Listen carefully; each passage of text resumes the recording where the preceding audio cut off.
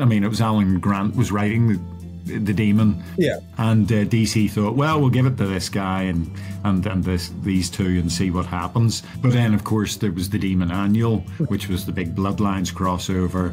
We had to create a character, and it's funny. Yeah, I look back at that annual, and I had to get in a couple of extra inkers because, of course, the annual was like 60 pages long or something stupid like that. So I had to allocate out the pages to the other inkers. Matt Brooker was one of the inkers, and so I gave all the Hitman pages to the other inkers because I felt they were not as important. Oh man, first appearance of Hitman then is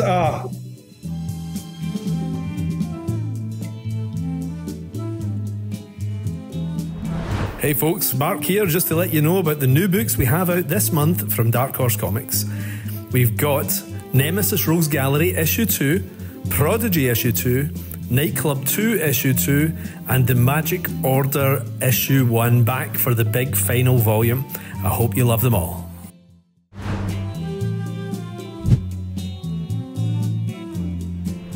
We're here now. We are. You're right, now. Thank you, Ray. Thank you. Mark, if you hold it towards, if you put yourself that way, and I can sort of like move the camera slightly that way, they get to see the inside of John's magic wardrobe. I was going to say, it looks pretty nice. No, it's my studio, Mark, is a disaster. It's a shithole. But there's tons of artwork over there. It might be better behind, actually. Fuck, I don't know. It looked like a serial killer Narnia, that cover that looks perfect. Yeah, there probably are a few heads and livers and things tucked away in there somewhere, Mark, but I've forgotten. The aim is to try to get the sun, the window to light on you. But if light hits me, then people will be able to see me, and nobody wants that. No, nobody wants that. Anyway, Jesus Christ. You guys, I'm going for a bike ride. That's why I'm fluorescent. Yeah, that's why she's off for a bike ride now. I'm fluorescent yellow. I thought you just go mad like this. It's because I go for a bike ride. I thought you just lost your mind, Rachel. I don't know. So you're actually exercising then, yeah? Oh God, yes. Actually, I cycled from what was it, Newcastle to Edinburgh. Unfortunately, it was the weekend of when I booked it in. I booked it in January, right? Yeah. So I just picked a random date in sort of like June or whatever it was, and went, okay, I'll pick that weekend. And I booked a Holiday Inn Express, thinking, it's a Holiday Inn. It'll be cheap enough, won't it? It's Edinburgh, it'll be fine. And I was thinking, 200 bloody quid? Why the hell is a Holiday Inn 200 fucking quid? Bloody hell, Edinburgh. Everything's bloody expensive in Edinburgh. Oh, you don't like to get Scottish people there. It was because it was a fucking Taylor Swift weekend. Your favourite. So that's why it was so bloody. Well, I was in the hotel. They had a stand-up. They had a pop-up of Taylor Swift. A cardboard stand out and everything. It was funny. There was just loads of Swifties all around the place as we were cycling up. But it was a nice ride. Well, my wife said it was the best day of her life when she went to see Taylor Swift a couple of weeks ago. And I was like, that's a bit of an insult when you were married. She's in London then. She went to the London one, and she went with two of my daughters. The other one's in America right now, so she went with two of them. And they were saying it was amazing too. It was kind of insulting to them because this also included the days they were born as well, by the way. That was their favourite day ever. But she was with the girls. Insulting everyone. Okay. True. They were there. How old are they now, Mark? My youngest are 10 and 12. 10 and 12. Oh, they're perfect age, aren't they? They're like the perfect age. They still think I'm all right. They hit that point when they're about 13, 14. How they'll learn. I'm still quite wise to them. They're like, oh, that's really interesting, Dad. Yeah. Well, just enjoy it. What I would say, Mark, is lap it up, enjoy it while it's still there. I've got to say, see the next time you do Newcastle to Edinburgh, there's a train. You don't need to take the bike. Next year, it's Hadrian's Wall. My friend and I, we do a different 200, 250 miles every year. We've done so for the past so every summer, her and I go on a 4-day road trip away from everybody else. I sense 4 nights out for John McCrea, I was going to say. I don't drink anymore, Mark. Are you serious? I haven't seen you in a couple of years. For about 20 years. Well, it's a good old while, but the long COVID, I used to enjoy, even after I'd sort of cleared most of my drinking, even after that, I used to enjoy a little G&T. Right. But now I'll have one G&T and I'll be fucked the next day. So the COVID has completely screwed me for a drink at all. So every time I go, I was out with Garth and the Crown in Belfast the other week, and he was over, and I had a cup of tea. Garth and him. Yeah, I know. Garth as well? Was Garth drinking tea too? Oh God, no! He was on the No, God, no! It was just me. Yeah. You know, the pubs must be losing a lot of money if you've given up the drink. I was never that big a drinker, Mark. It was always. You were always drunk. You were every time I saw you, you were drunk. Yeah. It only took a couple of pints. Fucking lightweight shenanigans. You stayed with me a couple of years before COVID. Remember, you crashed at our place. You were doing a signing, and you. Well, I was at. Oh shit! Was it the Glasgow? The Comic-Con. Yeah, the Comic-Con, because you had what's his face with you. It was Flash Gordon. Was that the night Flash Gordon was in town? Yeah, it was good fun. That was great, wasn't it? That was so yeah. It was it was a nice little bonus to sort of go out for a week, because we went to that Indian restaurant with you. That's and all the guys were getting their photos taken with Flash.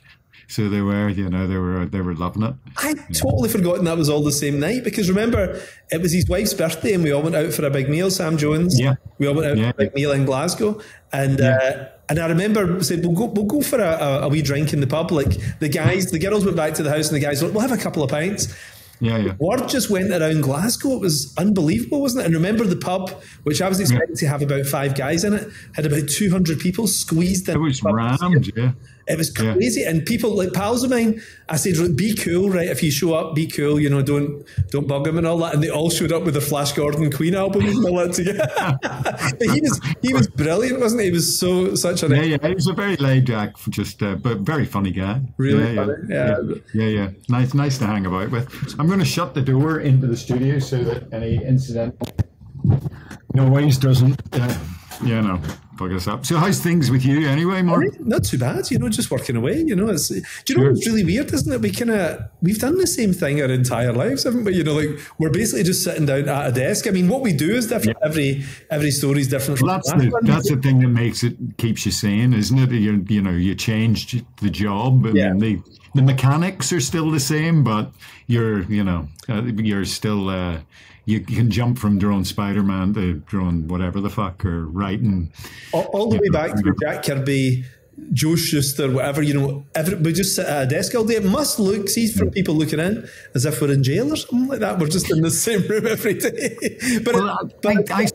I saw on Twitter there was an interview with Kirby, and it's the first time I've ever heard him speaking. Oh. I've never heard Kirby talking before in my life, but he was talking. It was like a news program in the States, and he was talking about how all he does is sit and work at his desk, but he goes into his mind, and it's all his imagination, and he lives in his imagination, and he gets a great deal of joy from it. It was a really interesting interview, and it was really interesting hearing his voice and realizing, yes, he really was born in a tough fucking area of Brooklyn, and during the Depression, and he sounded quite sort of I'm so used to most comic people being relatively well educated, and having a certain middle classy sort of accent to them. And but no, not with Jack. It was quite he was quite a tough sounding guy. It was a blue collar job back in those days, though, wasn't it? Sure. I mean, these were the guys who weren't going to university and everything, who were drawing 6 pages a day for $5 a time and all that, keeping their families in food and water. It's true. Johnny Romita talks about that, and he said, obviously his dad was friends with Kirby, and they both lived on the East Coast and everything. And he said when he was a kid and when he was a teenager, you'd go up to Kirby's house and it would be Joe Sinnott and a bunch of those guys just hanging out, and John Buscema. Can you imagine? And he said it was like a bunch of blue collar guys, though. They weren't highfalutin artists or whatever. They were guys who clocked in and clocked out again. Yeah, I remember reading an interview with Coop. Maybe it was. No, I think it might have been Buscema. And he was basically he was very, I sit down to work, I do my hours, I stop, type of guy, But that's the thing. All those guys were so fucking talented that they could do that. Me, I'll spend all afternoon drawing something, and then it'll come out shit, and then I'll have to spend all evening redrawing it. Whereas those guys, they just drew stuff, and it was fucking great. And they're just like, "Yep, job done. Time to clock off." You got me sitting at sort of 9 or 10 at night, going, "Jesus Christ, I'm so shit." Spending my nights sweating at how terrible the latest page I've drawn is. Well, do you know what? It's just like fucking hell. They didn't have critics though as well. Remember, they didn't have the internet, so for them it was just, what the fuck, where'd the lights go? That's Kirby. Yeah. But I had switched the lights off. Is the monitor gone or something? Oh no, I see what it is. It's the goddamn. I've got a computer right behind me. I've got my computer right behind me, and it's on. Jesus, I'm going to have to keep it set up because it's keeping me lit. But these guys, do we just remember their best pages? Were there maybe some pages that weren't as good as we remember because they're doing 6 or 8? You're talking nonsense there, Mark. Probably all brilliant, wasn't it? Yeah. Oh yeah. I mean, I've got shitloads of stuff up there, and I was reading some of the Ramita Spider-Mans the other day, and even the mundane pages where it's just fucking him talking to Harry Osborn are sparkling. There's no duff ones in there. I mean, even when inked by Vinnie Coletta, Kirby was still fucking awesome. I'm one of the few guys who love Vinnie Coletta. When you're a kid, there's something lovely about the crispness of it all, isn't there? I think Kirby inks by anyone's great. My favourite Kirby inker, weirdly, is Dick Ayers. I love Dick Ayers on Kirby. Sure. No. Early monster comic kind of vibe. It's coming out of the 50s, Yeah, no. Ayers was great. Bit of a workhorsey kind of guy, but still friggin' great anyway. So whatever. Did I ever tell you that I was lucky to share a credit box with Joe Kubert one time? It was 8 pages of an X-Men comic, right? And Adam Kubert actually had done the pencils. And he didn't have time to do the inks, and he was just falling behind a wee bit in a deadline. And it was a flashback sequence, and he thought, well, I'll get my dad to do the flashback, and then it'll feel a bit like the past. And he went to his dad in the morning at 9 o'clock at the Kubert school when he was teaching, right? And he gave him the 8 pages, and he said, "Right, Dad, just let me know when you're done." At lunchtime, he came back with 4 pages inked already, and but he'd also taught a class that morning as well. Now you're just trying to make me feel like the shittest person. My God. And Adam was like, because Adam started as an inker, and Adam's like, how did you do this, And then in the afternoon, he dropped off the other 8 pages at like 5 o'clock, after he'd done a couple more classes. And he said, "How are you so fast?" And he said, "Because we weren't paid enough money to be slow. You had to be fast to make a living." Which is such a great way of looking at it, isn't it? I don't know. That's maybe true, but I think there's just a matter of there were fewer comics, so there weren't as many artists. Yeah. So the ones that made it were the top guys. Yeah. Wouldn't be me in comics if it was back then. Yeah. I'd just be one of the guys who thought, oh, that would be great, and then realized we weren't good enough and would have to go back to sort of, shoveling shit or whatever job I would get. I heard Jim told me that Gil Kane could draw 6 pages a day, and you can sort of see where he cuts corners because there's not a lot of backgrounds and all that, but he's such a master of where the pen is going that who cares, Yeah. I mean, that's Steve Dillon territory. I mean, good old Steve could do that. I mean, there is the, and I was there, so I know it. I went down to see Steve. Yeah. I think it was one of the Deadline tours was on, and Hewlett and Garth was there as well, and Jamie Hewlett and Phil Bond were all about. And Steve was drawing Animal Man at the time. I may be wrong. I may be conflating. Because I did join the Deadline tour, and we were all at Steve's place. Yeah. Anyway, it doesn't matter. Steve was drawing Animal Man, and he had to get like fucking 10 pages done. And he went off to the bog, and he penciled all 10 pages while he was sitting on the bog. Going, had a good shit, did my 10 pages. And we were all just like, what the fuck? Phil Winslade was there as well, and Phil was just like, Phil's work. And Phil was just, and Steve just said to Phil, if you draw like that, the way you do, people will expect you to draw like that for the rest of your life. What you need to do is not draw as much, Phil, and establish a baseline of how much you're going to do. Phil didn't listen, of course, but but it was amazing. He goes in with blank pages, comes out with, and they weren't great, but they were really solid. They weren't, because the Animal Man he was not terribly invested in. But they were solid as fuck. That's amazing. It's funny you say that, because I remember, do you remember that pub that was round the corner from the 2000 AD office in Tavistock Place? It was across the road from the Bloomsbury Hotel, the Duke of Marlborough or something. It was. Yeah, it's the one that had the pool table, didn't it? Yeah. And I remember hearing from one of the 2000 AD editors that they'd actually lost, and this is a weekly comic back in the days when your comic had to come out every week, they'd lost his 5-page Rogue Trooper story, and it was supposed to go to the printers next day, and they told Steve, and he says, don't worry, I'll come in and I'll do them tomorrow. And he sat in that pub and he drew all 5 pages while he was having a few pints in the afternoon, then dropped them off at 5 o'clock, Sure. So well, I mean, Steve's office was the pub for the longest time when he was in Luton. It was the Brickies, wasn't it? So he had his own phone line in the goddamn bricklayers. I've never heard that. That's amazing. So if editors wanted a hold of Steve, they phoned the pub? Yep. That's amazing. You know John McShane, don't you? Yeah, of course. John McShane. Who doesn't know John McShane? John will be listening to this. He'll be delighted. But John told me a funny Steve Dillon story, and he said at one of the Glasgow comic conventions, Steve Dillon had just been out late with Garth and the guys and everybody, and he was just wrecked, and he was going back to his hotel room, and he knew he had a train to catch though at like 8 o'clock the next morning. He had a train to London. He couldn't miss it, and he said to the front desk, he said, "Look, you need to do an alarm call at 7:30 at the absolute latest. I need to be on this train. Right. I've got to be back home and everything." And the woman apparently said to him, "That's fine, but it's 9:30 now." So he missed it by an hour and a half. Pure intelligence. Oh God! Fantastic. Yeah, well, the time does tend to flow different, doesn't it?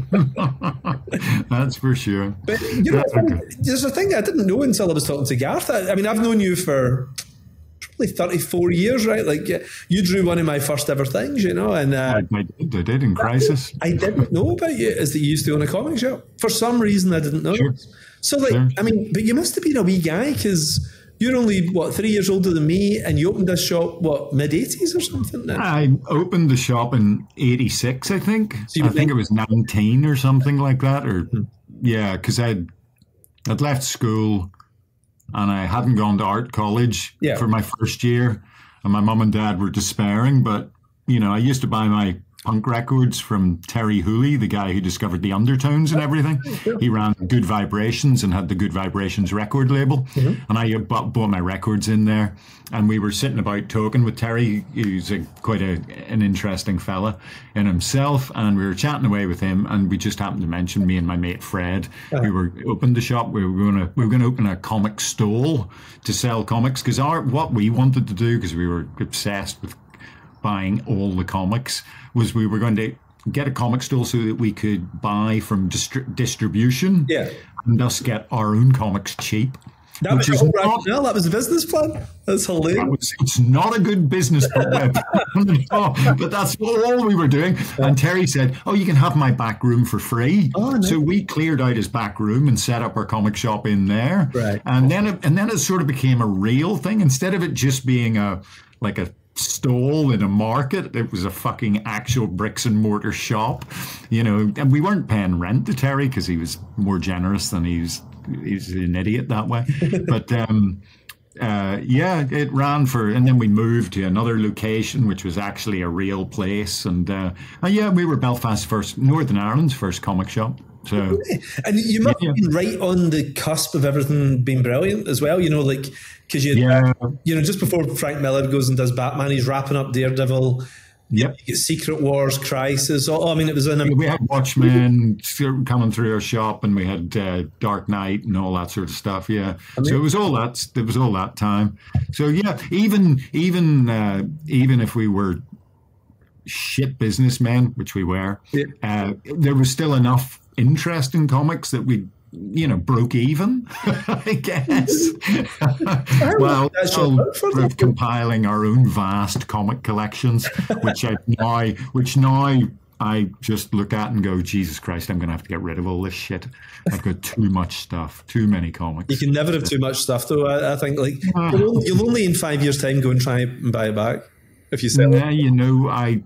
I'm at the moment dealing with my mum and dad's. My mum and dad are both sort of not that great, and we're looking at their house and going, yeah, you can have too much stuff. You can have too much stuff, and you cannot get rid of it and then leave it to your kids to deal with. Oh, Jesus.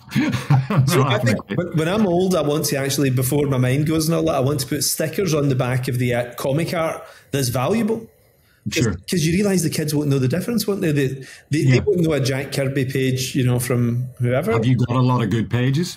I've got some pretty good stuff, like you can fall down that rabbit hole a wee bit though, can't you? Once you start getting into it, and things are going crazy now. I mean, wow. I'm seeing stuff changing hands. Even though the comic market is so depressed for the last years, the original art market is just blowing up like crazy. Yeah, there's no way that anybody, well, not me for sure. I mean, I bought all my artwork and traded all my artwork back, in the 80s and 90s.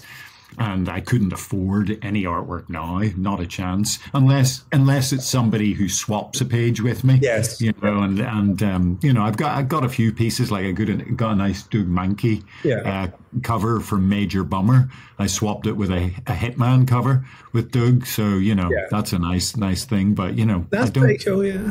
Hello there. Do you love big, expensive hardcovers? So do I. Dark Horse do these beautiful library editions, and we've got a whole ton of them coming up. The first one out is October for a collection oversized of Wanted and Big Game. Coming in December, you have The Ambassadors with the greatest living comic book artists. I'm talking Frank Whiteley, Olivier Coipel, Matteo Scalera, just all your favourites. You've got to check this out. And in January, the big one, The Magic Order, collecting Volumes 1 and Volumes 2 of the original series. Art by Olivier Coipel and Stuart Immonen. Story by me. You're going to love it. Yeah. Oh, yeah. But I mean, with collectors as well, like get old stuff from collectors with some of your current pages, that kind of thing. Yeah. I haven't even tried that now because pages are so valuable. I'd have to give them I'd have to give them all the issues of Hitman, just for one Kirby page. It would just be like. But I've got a Jack Kirby page which I swapped for about 3 pages of my work. Oh, nice. Back in the day. Did well there, It's I got an old Black Panther. When he came back to Marvel, I got one of the Black Panther pages. It's got the Panther on it, so it's not awful. But I mean, none of them are awful. But it's not spectacular though. So, it's a nice best collection I've ever seen though. Jonathan Ross has got. Oh, sure.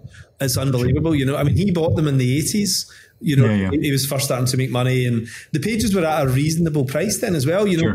So he would have almost entire issues of some Fantastic Fours and things like that. Like, imagine every Kirby page. I mean, and you're just turning the pages and drooling. It's absolutely, of course, But even now, I mean, like Gil Kane, who we mentioned earlier. Gil Kane Spider-Man stuff goes for like 50 grand a page now and all that. Oh, sure. Nuts, And I wouldn't say the name, but there's a famous inker who, the inkers get a certain number of the pages and the pencilers get others. There's a famous inker who's got some stuff that I heard for one cover he was offered $2 million for it and he turned it down, So I mean, who's making enough money in inking that they can turn down $2 million? What the fuck?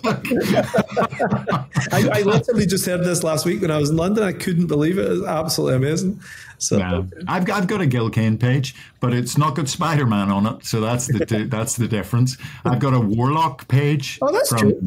Yeah, it's Warlock. It's the first issue of the actual Warlock series. Yeah, it's you know, and it's got Warlock on it, so it's cool. You know, it's nice. So it's nice you came from a respectable family as well. You know, like I'd imagine they'd be like, what the hell when you said you're opening a comic shop and all this kind of thing? Sure. Oh, my but your mum and dad were kind of cool as well. They were both well-regarded doctors, weren't they? But at the same time, they had their sort of avant-garde side and all that too, didn't they? So were they kind of... Well, my dad raced motor cars, and my mum had a fashion outlet shop. She ran a wee shop with somebody else for a while, and my mum was pretty good fun, and you know, so, but yeah, they were very sort of like, you want to have a proper job, and they had no concept of how you could make money being a comic artist, and how it was even possible, because of course comics, I was in Belfast, and the comics that you would make the proper money at were in New York.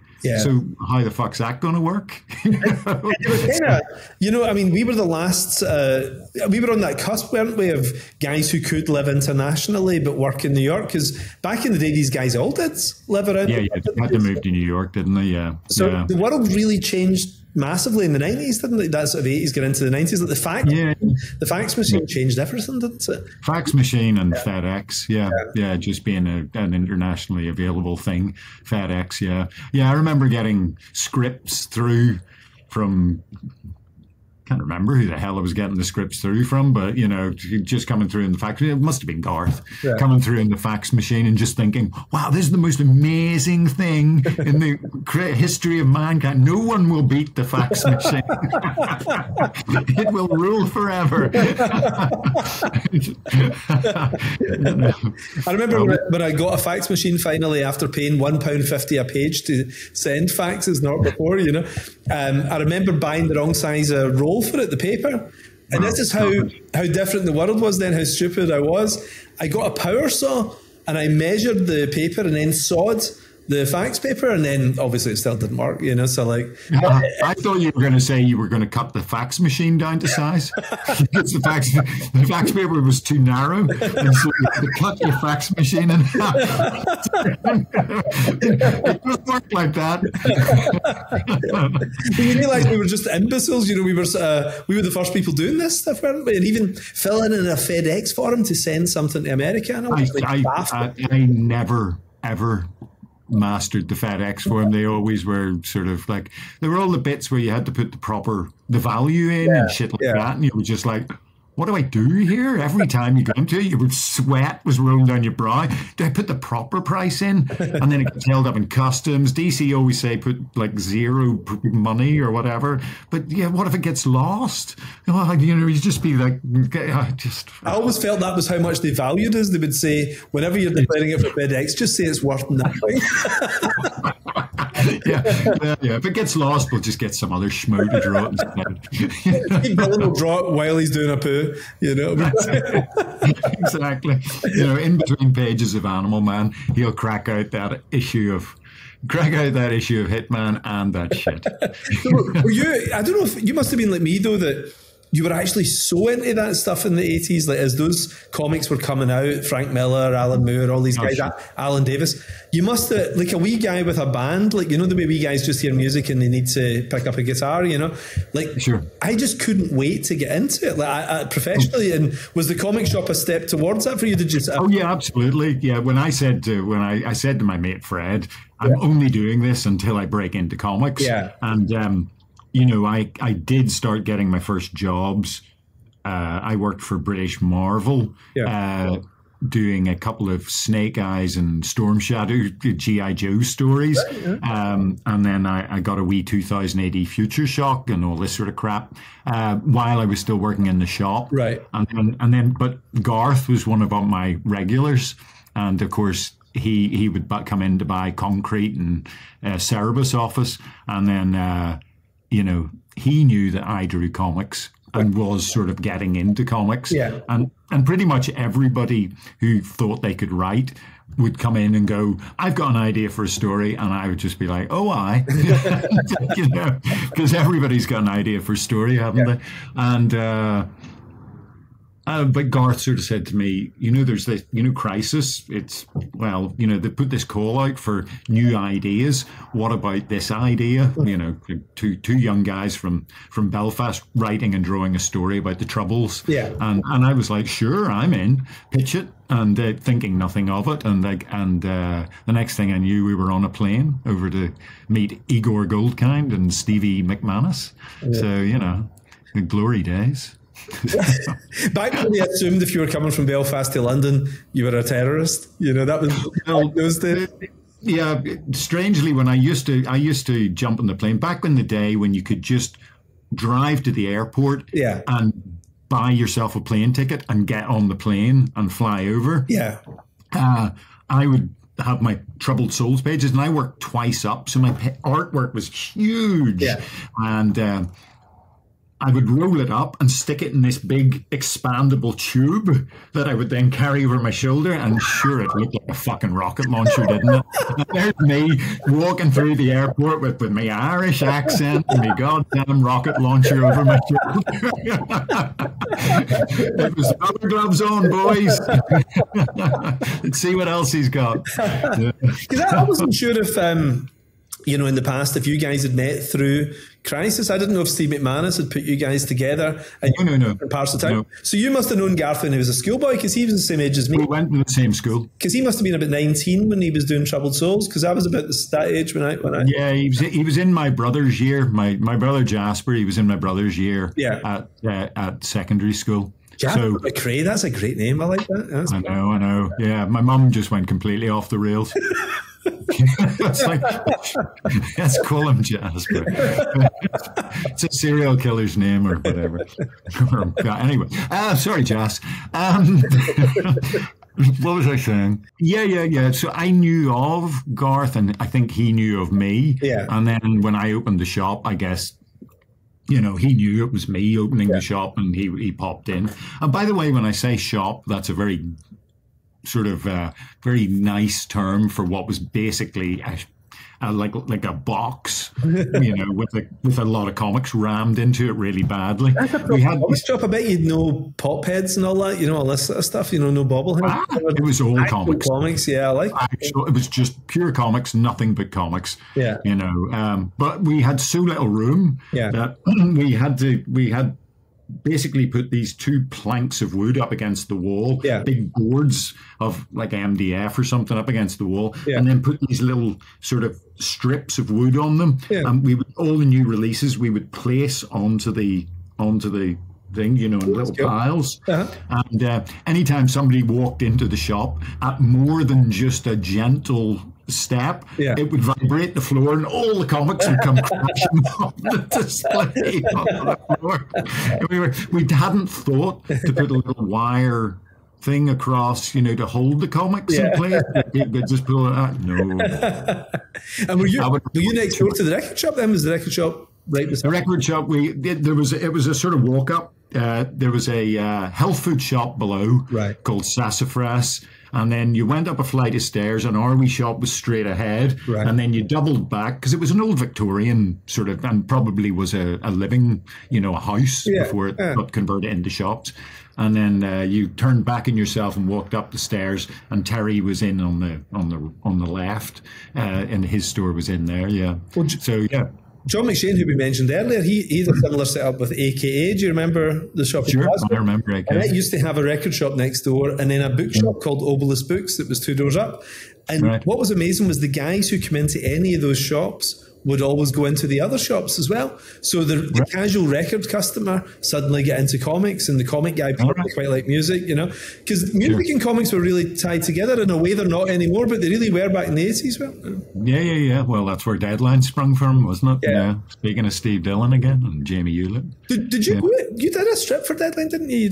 I did a thing called Carl Allison. Yeah, which was me sort of just nonsense thought, but it was good fun. I mean, I really enjoyed Carl, and it was one of those sort of things where it was all done with brush, and it was very just pure black and white, and it was all about shapes and and contrast and things like that. And, so I could bang the pages out quickly because Deadline weren't paying me very much money. Yeah. But it was more of sort of a badge of honor to be in Deadline. Yes. Yeah. It was a great crowd, wasn't it? That was the Brett Ewins. Brendan McCarthy, I think, was sort of floating there as a sort of godfather of it all, wasn't he? And Jamie Hewlett, Steve Dillon, and Peter Millar, of course, as well. So and then later on, you had Cy Spencer come on board as editor, and then even later on than that was Dave Elliott. That's right, and Philip Bond's obviously in there as well. Some really brilliant people, wasn't there? It was oh my God, yeah, it was a real hotbed of talent. I mean, I always just love Phil's stuff. So much, he's such a underrated sort of talent, I think. Just so good. Wired World was awesome. Amazing. I loved it. But Jamie, obviously, fucking genius. But don't tell him I said that because he'll just get fucking sworn. I've always thought that comic scene of the early 90s. We didn't appreciate it at the time how good it was, because you just thought, well, this is the only world we knew. We were only 20, 21 or whatever. So we thought, this is the way it's always been and this is the way it always will be, But it was amazing because remember, you'd Strip, you had 2000 AD, you had Toxic coming through, the magazine, Crisis, Deadline. Yeah. The actual amount of British titles in a small country, as well as all the kids' comics that was still out there, like the Beano with Chips and everything. It's actually an amazing time, wasn't it? It was incredible. It was incredible, and we should have known it wasn't going to last. And we did. I certainly didn't appreciate it at the time as much as I could have. I did spend a huge quantity of it pissed out of my bake. Yeah. So that didn't help. But. But there goes my computer again, my lighting. I apologize.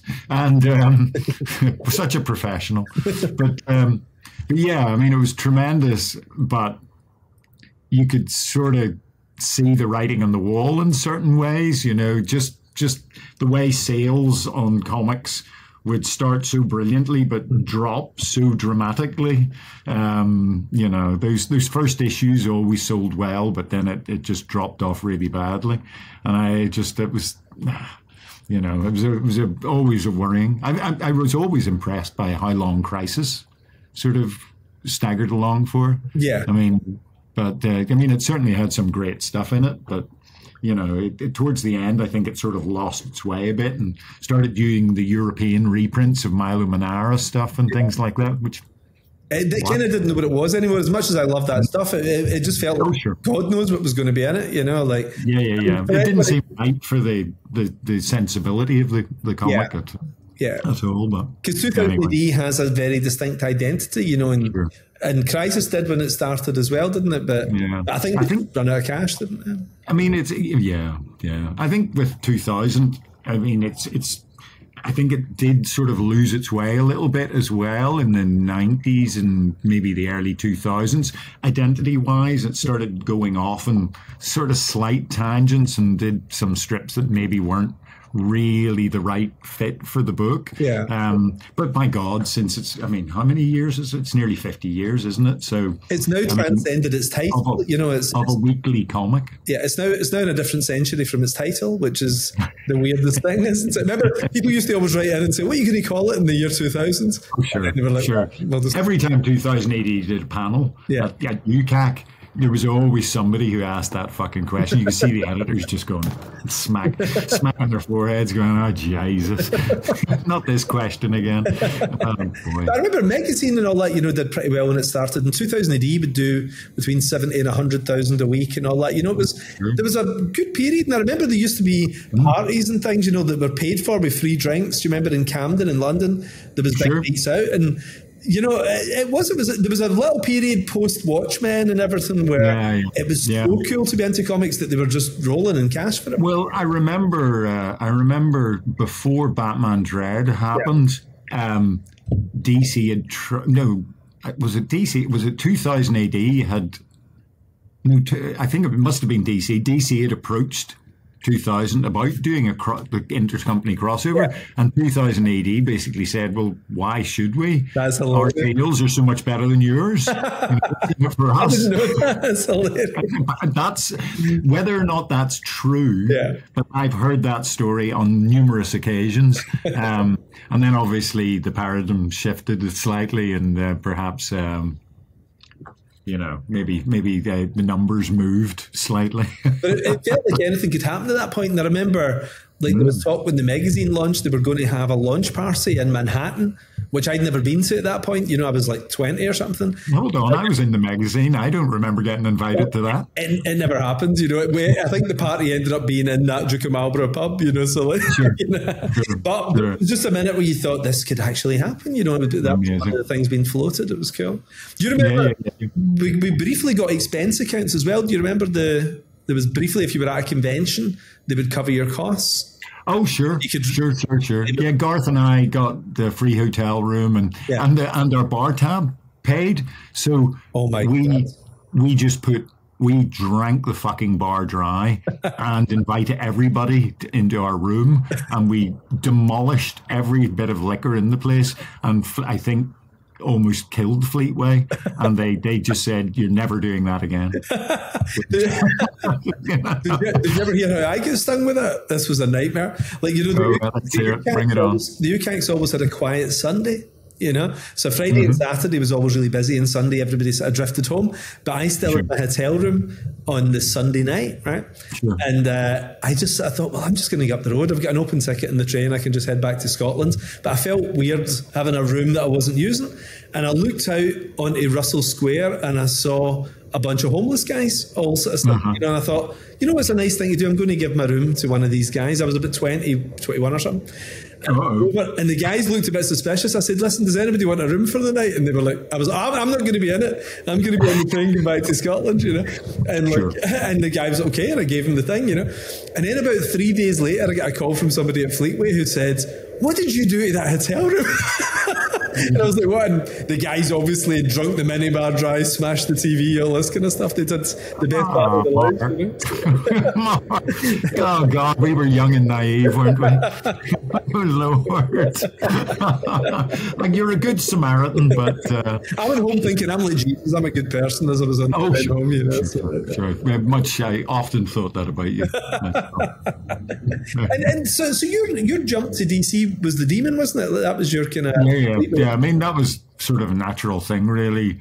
Garth and I had done a fair number of things for 2000 by that point, and he had made the shift over with Constantine. Yeah, I think he had shifted over already with Constantine, and I was wrapping up a Mid and Face McNulty job at the magazine, and then they pitched us. It was Alan Grant was writing the Demon with Val Zemeckis, and it was, the sales were and DC thought, well, we'll give it to this guy and these two and see what happens. And but then of course there was the Demon Annual, which was the big Bloodlines crossover. And so, we had to create a character, and it's funny. I look back at that annual, and I had to get in a couple of extra inkers because, of course, the annual was like 60 pages long or something stupid like that, and I really didn't have any concept of how much work that was at that time. I'd just been doing short 5-6 page stuff, and I'd really kind of forgotten about the real length of a comic, an American comic, because they were all 24 pages, 26 pages, I think, when the Demons started, and then they dropped to 24, or maybe I'm wrong, but the annual, of course, was the killer. So I had to allocate out the pages to the other inkers. Matt Brooker was one of the inkers, and so I gave all the Hitman pages to the other inkers because I felt they were not as important. First appearance of Hitman then is yeah, inked by somebody else, and it was just no. I think I did ink the first splash page where Tommy appears in his coat and the glasses and shit. But all the other ones, I was like, oh well, the Demon's more important. This is just some other guy, you know. And so I took all the Demon pages and inked the shit out, you know. And I thought, oh, well, these ones aren't going to be as important. The same guy who offered that inker $2 million is offering for the first Tommy Monaghan page, you know. So. Yeah, oh sure, definitely. Well, I can get it because you're a big Kirby fan, so you're thinking drawing the Demon's cool and all that, you know. So. Well, yeah, I mean, the honest truth of it is, I had never seen any of Kirby's Demon at that point. Well, never seen Kirby's Demon. I was always much more of a Marvel guy, and in Northern Ireland, DC's distribution was much worse than Marvel's distribution. You know, it was much easier to get Marvel than it was DC in Northern Ireland. So really, I only got the occasional Batman comic, the occasional Superman comic, Wonder Woman, Justice League, you know, stuff like that. Yeah. But I mean, Kirby's Demon, forget about it. No, I didn't see that. I didn't see any of the Fourth World stuff at all. Were you reading Marvel UK growing up? Or were you Were you Marvel America as well? Were you getting the colour? Well, when I could, you know, with the distribution. I mean, I know distribution was spotty in the UK. Mm-hmm. I think it was much spottier in Northern Ireland due to, you know, stuff. So what was coming into your shops when you were a kid? Then I mean the corner stores before you opened your shop. Like what? Oh, well, I would my local corner shop, the Wingrove, which is at the top of my road. I would always go down there just every day just to make sure the latest batch, because they always arrived a wee pile of Marvel comics, and you usually got Marvel Team Up, Marvel 2-in-1. The American versions then you're getting? Yeah, these were the American stuff that you would get. You would get the Team Up and 2-in-1. You know, and I mean, even ROM. Yeah. I got the first issue of ROM in my corner shop, for God's sakes, and stuff like that. So Marvel was, you know, you got a lot of it. Conan occasionally, but not very. But then, of course, as soon as Marvel UK started up a Conan comic, Conan vanished. You couldn't get Conan anymore, and that's the way they played it. Spider-Man Weekly and all. No, sure. I bought any comic I could lay my hands on back then. The Titans, the Titans, the Sideways comics. Yeah, the Sideways comics are amazing. I love those Sideways comics, which weirdly are quite valuable now. Like they used to be worth 5p if you went to a comic shop, and now Gen X guys have such fond memories of those. They charge a lot of money for those. Sure, and plus also, I mean, the funny thing about it was when I was buying American comics, the dream was to get the American cents copies. Yes, yeah. But now, of course, the pence copies are the more valuable ones because there's much less of them. Yeah. And so the Americans are like, oh, you know, British edition of the same comic. You know, so there's a value in the pence copies, which is so weird. So you must be the same as me then, that you weren't really growing up on the stuff that was currently being published because it was Marvel UK. It was at least 3 years old and maybe 20 years old. So you're probably Stan and Jack instead of Chris Claremont and John Byrne. You know, at the time. Oh yeah, but my first comics were Herb Trimp, Hulk. Stan and Jack, Fantastic Four, Steve Ditko, Spider-Man. So those were my first comics. That's why Steve Ditko is my favorite comic artist still, because those Ditko issues of Spider-Man were my formative. I mean, I obviously fell in love with Spider-Man because he reminded me of me, because I was shit with women too, and and I just I was only like 7 or 8. I'm going to say most people aren't that great at 7, you know. So like. No, I didn't have a way with the ladies, but you know, I was the nerd and picked on at school, so.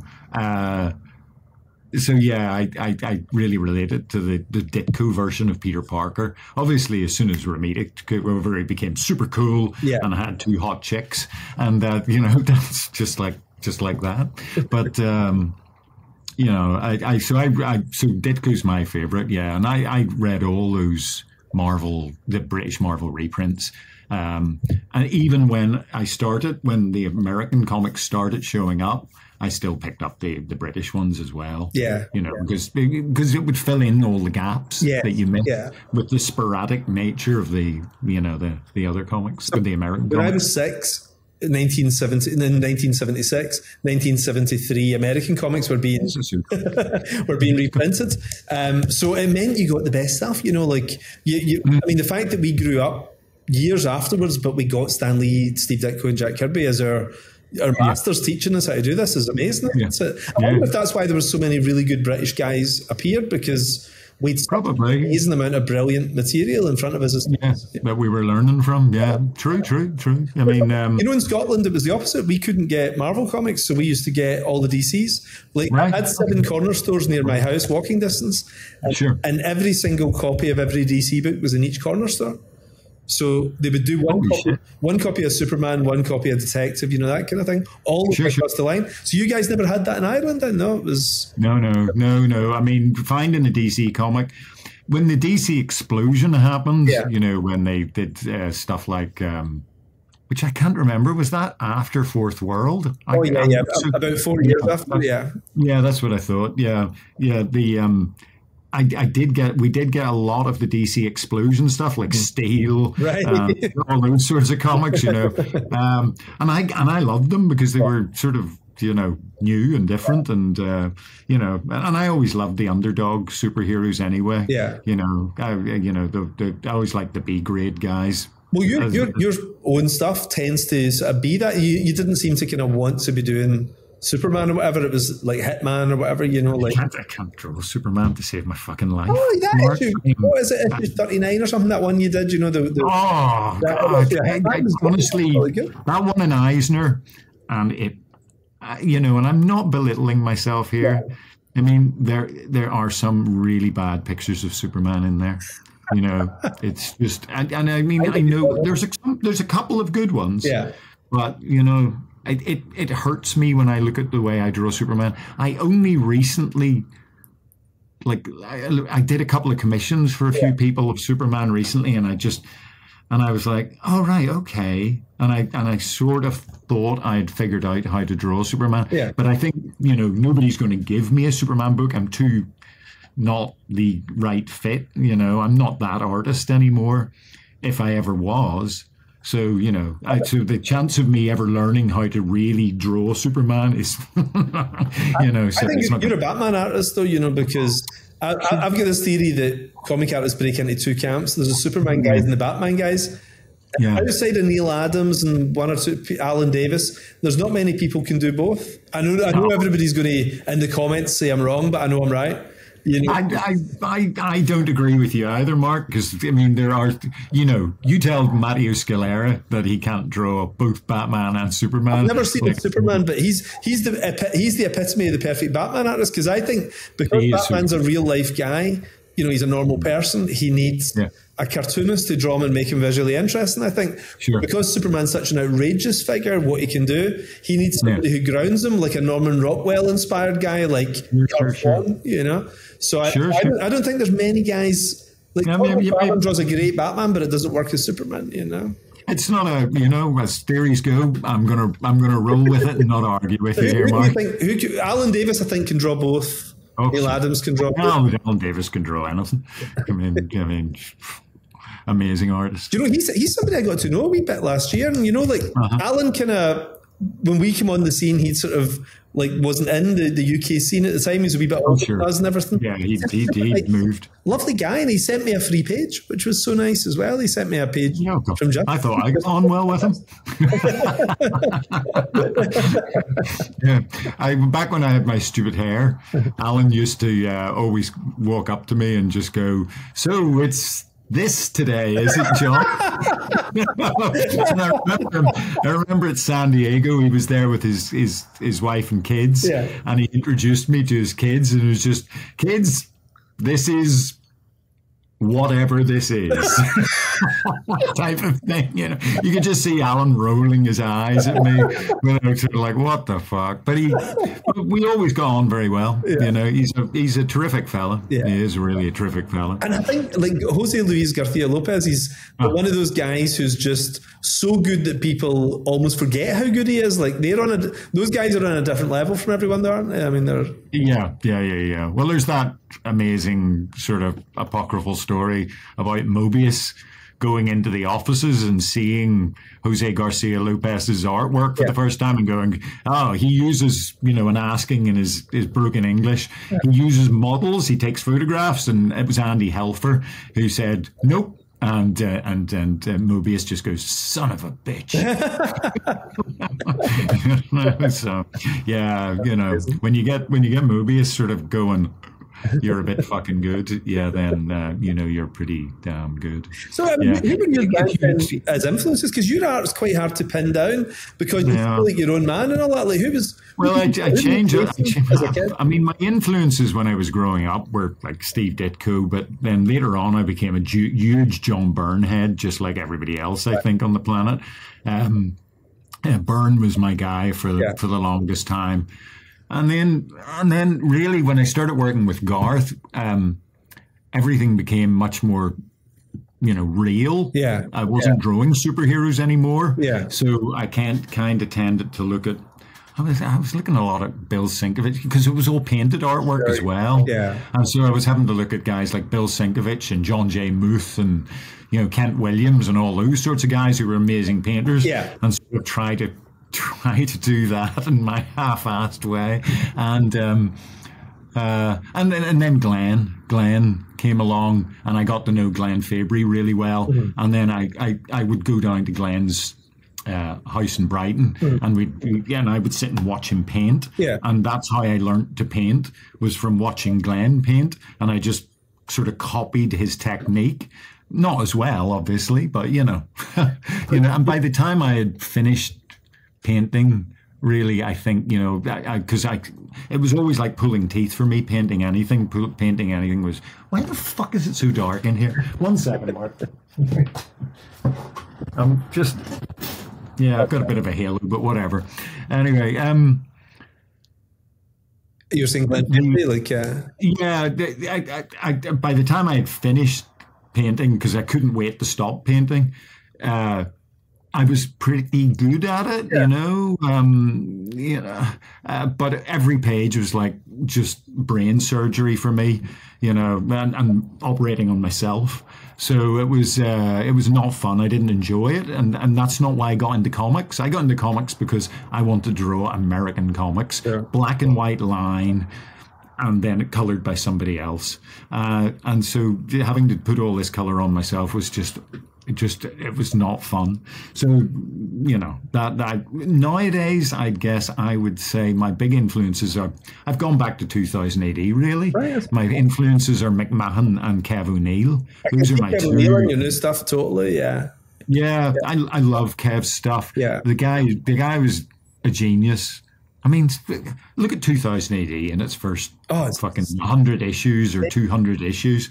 I mean, just everybody working on that was incredible, and all the just incredible artists all doing their top work. Dave Gibbo's stuff on Rogue Trooper and ABC Warriors, and Mick McMahon and ABC Warriors, and Dread, and Kev on Nemesis. It was just phenomenal stuff. Brian just mind blowing. I mean, Brian is an amazing artist. I love his work, but because he is so controlled, a lot of the time I don't conflate Brian with 2000 AD. He's more of a Superman, DC, Wonder Woman guy for me, and I kind of almost forget that Brian drew some of the most amazing Dread stuff in existence. I sort of forget because I think of 2000 AD as Mick McMahon, Ken O'Neill, Carlos Esquerra, those guys who are more gritty and sort of future sci-fi, gritty, hardcore, whereas Brian's stuff is so clean and polished that I sometimes forget. I never thought of that. Maybe Dave Gibbons is possibly the same, that they feel more American, don't they? Their work feels... I don't know about Mick. I don't know about Mick, and I don't know about Kev and what they grew up reading, but I knew that Brian and Dave were both huge DC guys, weren't they? And Kev as well, yeah. I mean, it's so funny that Kev grew up reading Silver Age DC, and yet his style was a million. Oh, did he? It was, he did. But style was nothing like it at all, wasn't it? You can see the DNA in Brian and Dave's stuff, but you can't see it in Kev at all, you know? He was to draw Superman and Green Lantern and all that stuff when he was starting out, you know, which is... yeah. I mean, what a thought. What a thought. You know, the Comics Code Authority would really be coming for him, man. Do you remember the Comics Code decided that it wasn't just the pages he was drawing, his actual style would never be approved, which was... It was that Green Lantern story he did, wasn't it, with Alan Moore, where they just went, no, everything about this, your entire style was horrible. Whatever he drew, it was regarded as obscene by the Comics Code. It was amazing. Even the sweetest story. What a badge of honor. Amazing. What an absolute badge of honor. I would have been like, I'd have printed t-shirts. Just like, I have succeeded. You know, because the code is such an awful thing, an awful time of self-censorship. You know, comics sort of setting themselves up and saying, "Oh, we won't do that," and censoring themselves, isn't it? Yeah, terrible. So good on Kev for really fucking them up. I hadn't actually thought about 2000 AD being a more of a European comic until I was talking to Pat Mills recently, and Pat said to me, we weren't inspired by American books in any way, shape or form. He said the 1960s, especially late 1960s European scene, the sci-fi stuff that was coming out, guys like Millard and Ellie and all these guys who were working over in Europe. Yeah. Of course, that's why that became the talent base that they tapped into. Because you got Jose Ortiz drawing Road Trooper. Yeah. I mean, my God, I didn't appreciate his stuff when I first came out, Ortiz's stuff in 2000. I don't know what it was about it, but I look at the pages now and I'm just like, oh my God, they're fantastic. But you know what you're like when you're a kid. I mean, I didn't like McMahon.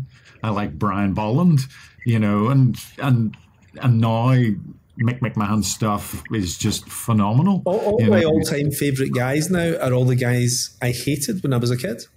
It's funny, which is weird. The stuff I have framed and on the walls is the stuff as a kid I'd be like, oh, Frank Robbins drawn Captain America. I love Frank Robbins stuff. Now he's one of my favourite artists.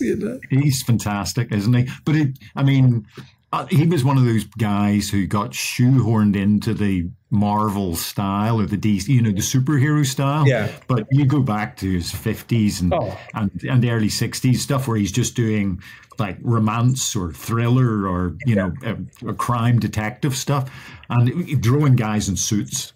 Same as Don Heck. Yes, Pearl Don Heck.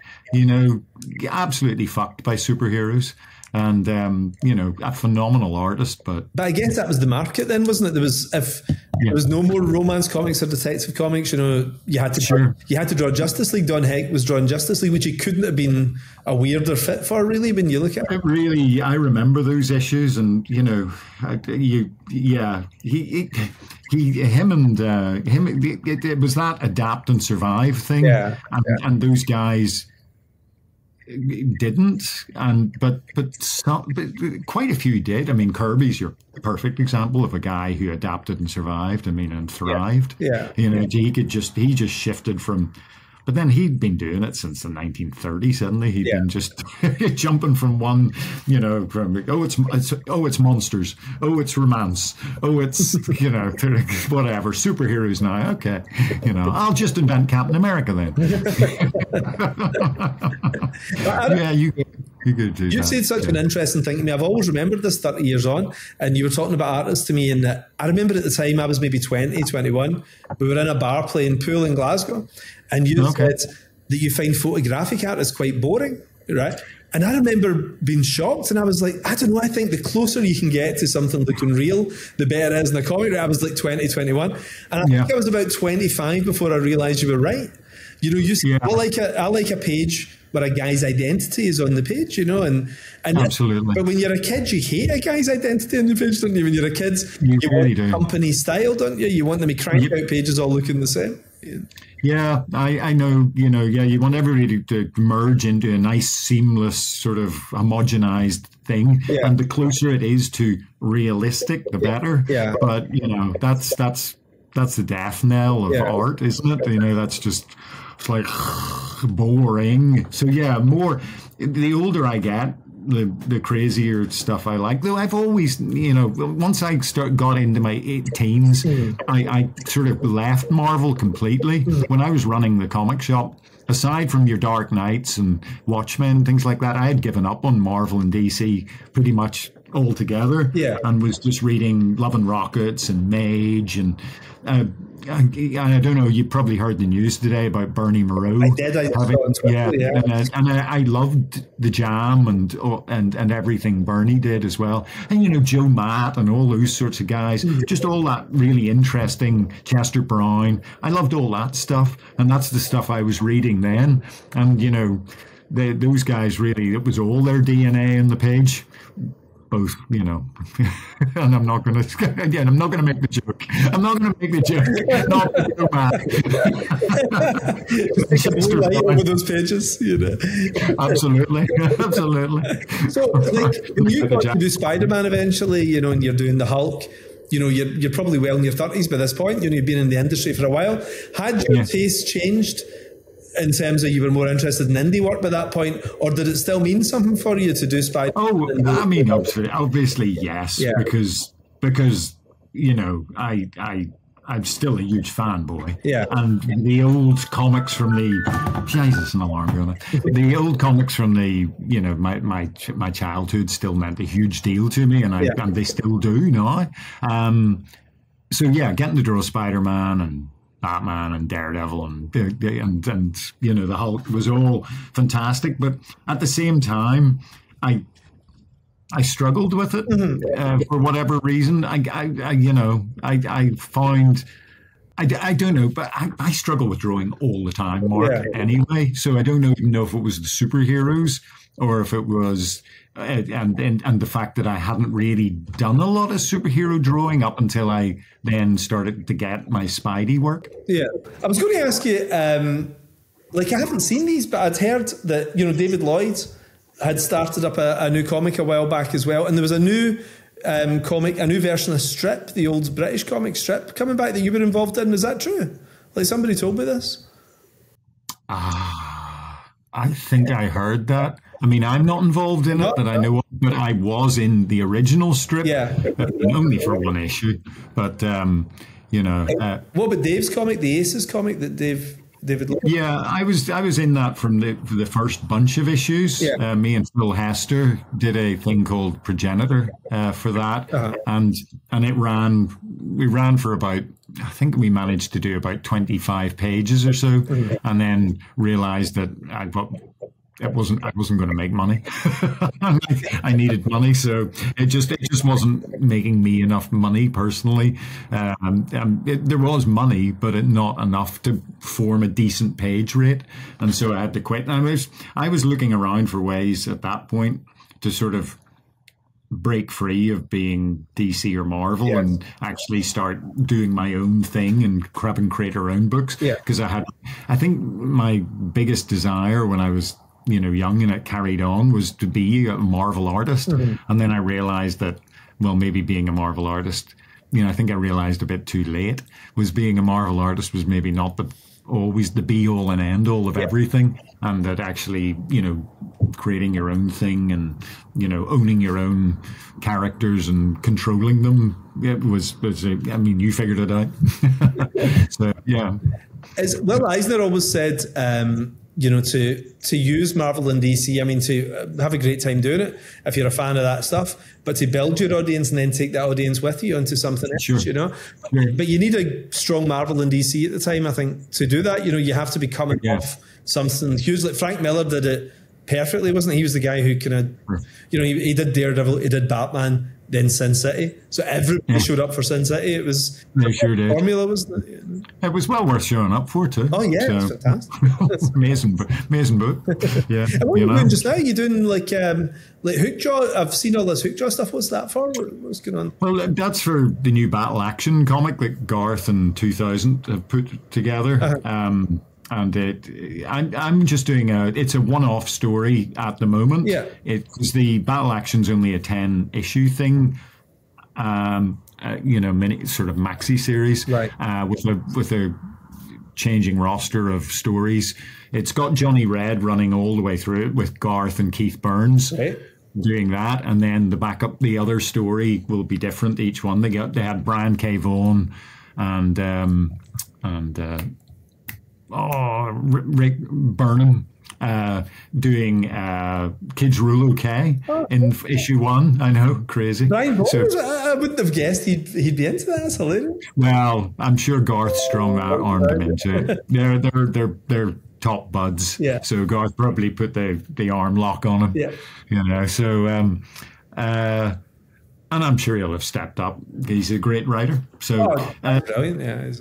Yeah. Yeah. So I've done Hookjaw for that, and I've been doing quite a lot for 2000 again. You know, there's a new crossover thing happening, Nordland Rising it's called, and it's just a big event that goes across the 2000 and the Meg for one, and I did 16 pages for that, and but of course the thing I'm really sort of focusing on is Dead Eyes, which is me and Jerry Duggan's book for Image, and we're just issue 1 of the new series comes out September 11th, which is hang on, a bit on the nose.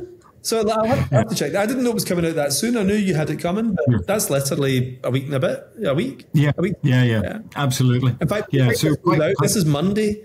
This will be broadcast, so 2 days later, people will be able to pick up the book. Then, yeah. All right, brilliant. Yeah, well, that's a nice bit of serendipity there. Okay. So I'm quite excited because, of course, it's been 5 years since the last issue came out, or 4 years, or something awful like that.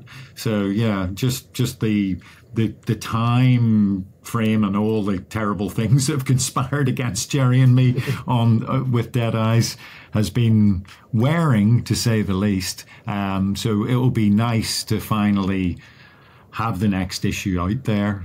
Great. It's going to be an odd looking. I think it's going to be an odd process because the book has been drawn. Those 5 issues. It's a 5-issue arc. Yeah.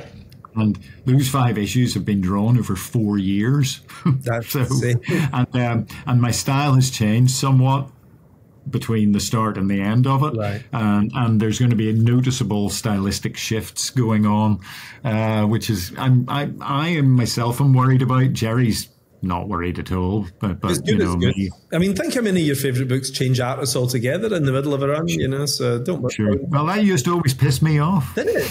Yeah.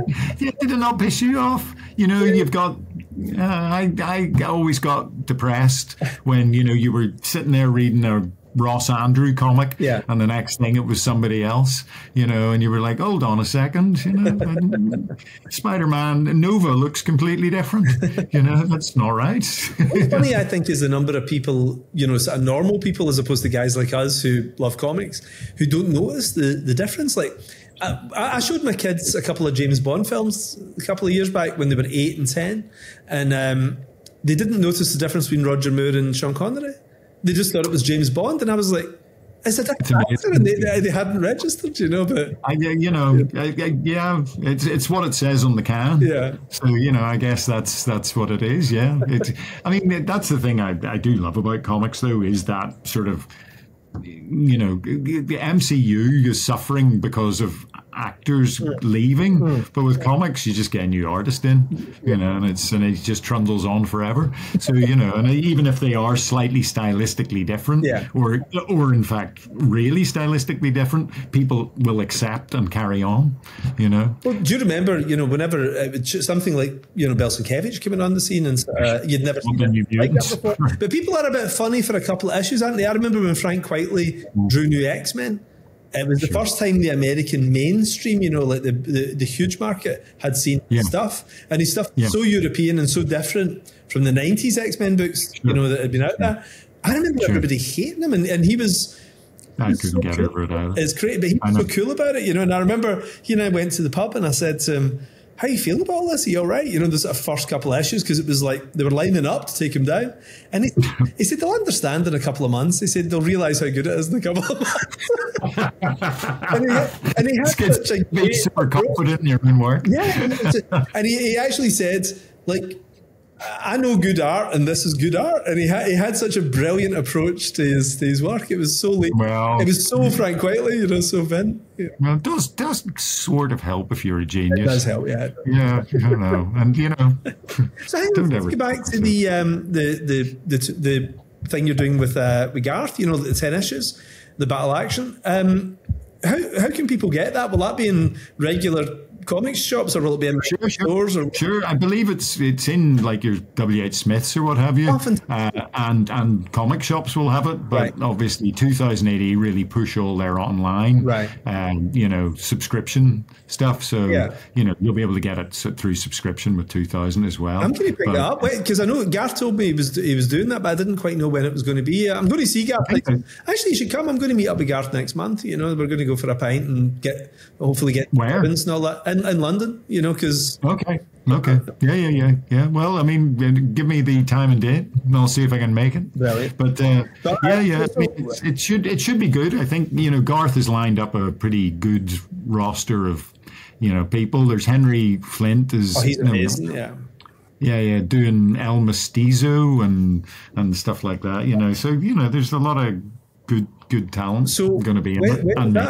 When's that out? I think the first issue might be coming out any day now. I'm in issue 3, right? But I think issue 1 comes out soon. Right. And it's a limited run then? It's just 10 issues? Just 10 issues, yeah. Cool. Just a 10 issue. And before I go, how are you keeping? Because I know that last time I spoke to you, you'd had a rough time with COVID. You were left with After Effects and everything, Yeah. Well, that's part of the reason why Dead Eyes. That's one of the numerous reasons why Dead Eyes was so delayed. Yeah, I got long COVID, and it laid me up for 6 months where I was in bed sleeping for 19 hours a day for 6 months. I lost 2 stone in weight. And you know me, Mark, I can't afford to lose 2 stone. You're one of the few non-fat guys in the business, so like... Me and Frank Quietly. So I mean, there's quite a few now, Mark. That's rough. I mean, come on. But are you feeling... You look well, you can have... I would think about 90% better. Yeah. I still can't really travel particularly well, like proper travel, go to the States or things. Yeah. I think that's way beyond me at the moment. I've turned down most shows that I've been invited to over the last year just because I don't feel comfortable. I know it'll wreck me. Yeah. Basically, I'll do the show, I'll come back, I'll be dead for a couple of weeks, and I can't afford to, have that. So, but aside from that, and my work rate is pretty good, and I feel like I'm doing reasonable work. I mean, my memory's fucked. I'm so foggy these days. But then it never was great to start with, so it's. But I'll welcome back. I mean, you're on a good trajectory by the sound of it. Yeah. No, it's just I've taken it slow and done regular sort of exercise and just slowly built up my capacity, and now I feel reasonably good. But, the trouble is you look around and you see there's another outbreak of COVID and people are coming back from a convention and everybody's testing positive, and I'm quite nervous about that, because it really did screw me up, and I just don't want to be that screwed up again if I can possibly help. When did you catch it? What year was it you caught it? Well, it was 3 years ago, so let me see. August. I caught it August, my God, I don't know, 20, I think. But I remember Professor Hugh Pennington talking about this at the time, and he said when everybody was at their most worried in 2020, he was saying, look, the lethality will drop, it's like a radioactive half-life, and he said... Yeah, a bad 18 months, but it's really not good, and then it'll actually, it'll progress. And remember, every strain since then has been better, in terms of been hit, so fingers crossed. But it's been a funny old summer though. I caught COVID in summer this year, And I get 2 other viruses. Like, the kids were off school for 9 weeks, and I was sick for about 4 weeks of it. It was crazy, you know. So there's still a lot of weird things kicking about, you know. Oh, sure, absolutely. I think that's just the nature of the world these days. You know, it's a bit of an odd old thing at the moment. Well, it's nice working from the house. There's too much thinking about, quite frankly. Imagine we to shave and go to an office and all that. You know, like we were in the right place. We were just sitting in the house doing what we always do. You know. Sure. But it still didn't help me. It still didn't help me. You know. But yeah, I feel pretty reasonable now, Mark. Thanks. Yeah. And it's just you know, taking it easy. And like I said earlier, I mean, me and drink are through. I can't do that anymore. And so just drugs now, just heroin and cocaine, just that stuff. Oh, well, you know, I tried to kick them years ago, but you know, they're quite Moorish. I don't know. We'll see. Well, you know. On that note, I'll go and have my dinner. I think I can smell chili con carne downstairs, so I'm off for a wee bit of chili. Lucky you. Right. Okay. I may have to go and make my own. Anyway, yeah, but it's been great seeing you again, Mark. You too. And I'll give you a wee shout, let you know what the plan is. I think we're going to meet next month. Sure. I'm going to try and get Brendan McCarthy over as well. Like, Brendan hasn't been in London this summer. And all right, I love Brendan, you know, so I'd love to get him out too. You know? Sure, well, he's tremendous. He's what an artist. I was really sad to see that his eyesight was poorly, and so he'd had to really pack in the drawing altogether. He's still drawing, but just not to the same degree. You know, he's not working at the pace he was working, but he still does some stuff. You know, he still is, right? Yeah. We've used some design things and all that, and he's still a genius. He's still Brendan, you know. Well, he is, isn't he? Yeah. You can't ever take that away from him. You know, the man, he's a fucking genius. So, anyway. Right. Well, it'll be great if we can hook up, Mark. That'd be awesome. Brilliant. So just give us a shout and let us know. All the best then, John. See you later. Okay, Mark. Okay, take it easy. Bye. Good talking to you. Bye. See ya.